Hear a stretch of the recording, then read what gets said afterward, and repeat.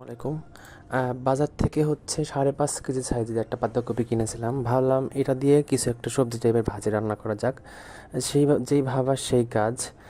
এর সাথে আরও অনেক কিছু অ্যাড করেছিলাম, ফুলকপি, পাতাকপি, গাজর, তারপরে আলু, সিম, প্রত্যেকটা মিলে ভাজি করেছিলাম। আর রোজার মধ্যে দেখবেন যে এইরকম ভাজা পোড়া খাইতে খাইতে আমাদের কষা হয়ে যায়। সো এভাবে সবজি টাইপের কিছু অবশ্যই খেতে হয় বা শাক খেতে হয়, তা না হলে আসলে ডাইজেস্ট যাদের ভালো তাদের তো সমস্যা হয়, যাদের একটু সমস্যা তারা কিন্তু আসলে সমস্যায় ভুগে।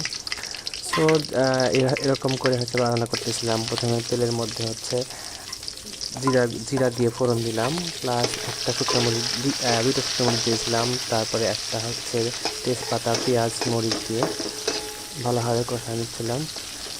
এতে একটু লবণ অ্যাড করলে হচ্ছে তাড়াতাড়ি এটা ভাজা হয়ে যাবে। সো হালকা করে একটু লবণ অ্যাড করে দিই এর মধ্যে।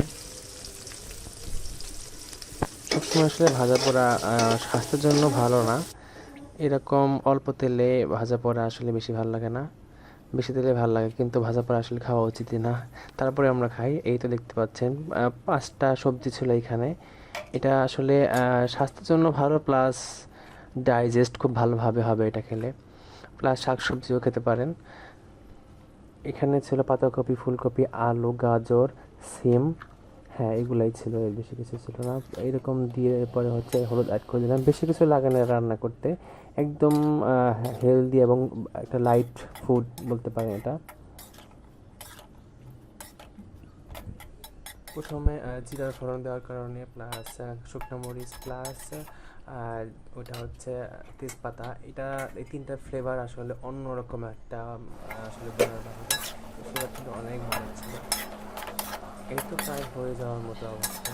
এটা করতে বেশি সময় লাগে না, খেতেও কিন্তু হেলদি, একদম অল্প লাইট খাবার বলা চলে এটাকে।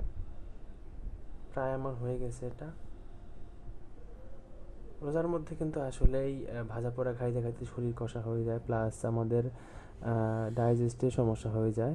অনেকের আছে পাতলা পায়খানা হয়ে যায়, অনেকের আছে কষা হয়ে যায়। সো কম্বিনেশন করে খাইলে সবচেয়ে বেশি ভালো হবে। একটা গোস্ত খাইলাম, সাথে হচ্ছে এরকম নরম খাবার খাইলাম এক এক প্লেট বা এক বাটি। সাথে হচ্ছে যদি খাঁটি দুধ থাকে তাহলে তো কথাই নাই। আমার প্রায় ভাজা শেষ। এভাবে আসলে ভাজা করলে মনে হয় না খারাপ লাগে। আমাদের তো অস্থির স্বাদ লাগছে এটা খাইতে। প্রায় শেষ। হ্যাঁ, এটা শেষ একদম। একদম পুরা পুরা হয়ে গেছে। মানে হয়ে গেছে আর কি, পুরা পুরা না, লাস্টে একটু লেগে গিয়েছিল।